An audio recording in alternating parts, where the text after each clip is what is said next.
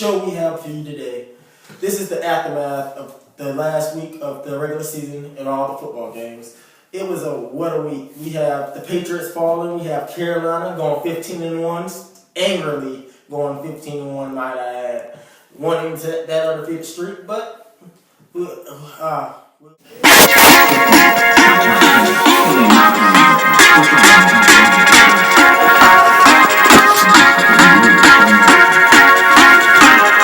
Black Hat Podcast. Now, the first thing we want to talk about is Carolina going 15-1 in the most dominant fashion.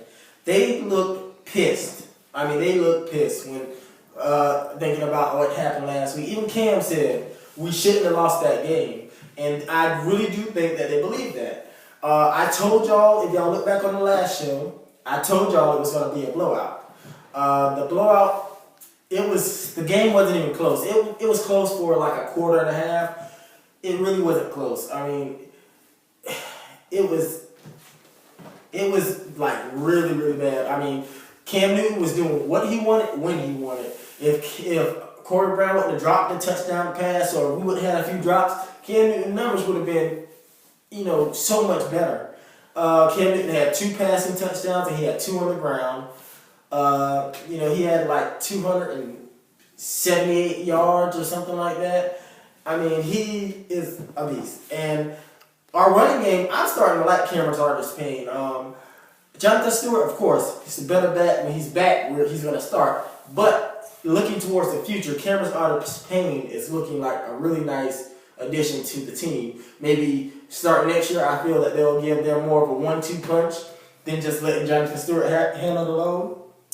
But our running game is looking good, and the most underrated thing about this team this year is our offensive line. Our offensive line has been very, very good and very stout, which at the beginning of the year, that was the major question because they didn't have, we had Michael Orr, and he was just going to be, he was on 3 or 4 different teams and everything like that. The offensive line gels really good, and Cam in the running game is going really well. I don't see who can stop this team. Seattle, and I still put the Cardinals in that group, maybe, but I don't think it. We finally got home field advantage, and we're going to sail to the Super Bowl.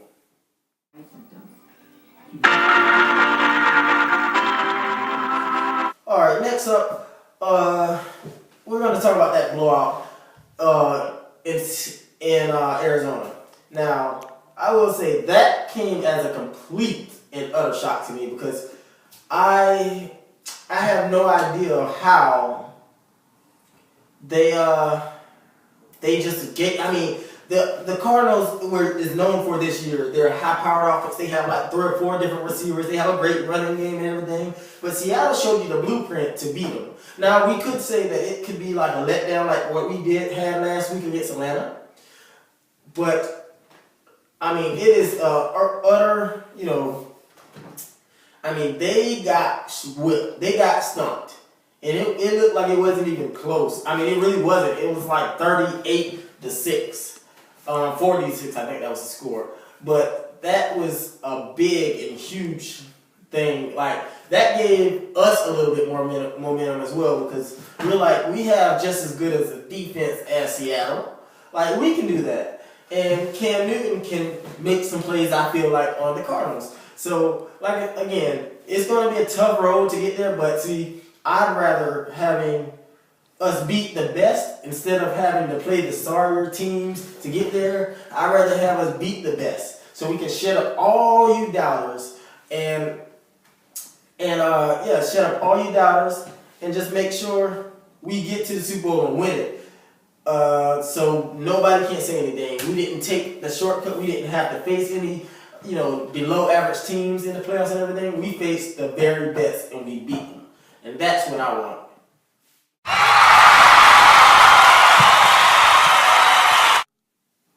All right, next on the docket we have the Patriots suffered another loss, which it was a weird loss because it was almost as if, they really were just playing not to get hurt. I mean, of course they want to win the game because they had to win the game, to secure home field throughout. But like Tom Brady, he was getting hit He was getting hit all day. I don't really know what Bill Belichick was thinking. I mean, they ran the ball so much, and it really didn't look nothing like their offense. Now, as much as I hate the Patriots, I really have no idea what they were doing, because they know if they would have won, they would have had home field throughout, and they couldn't afford to lose because Denver, they were playing the Chargers. Now, speaking of Denver, Osweiler came in the game. Peyton was the backup, and after he had a below average game, had a couple of turnovers, they had Peyton come in.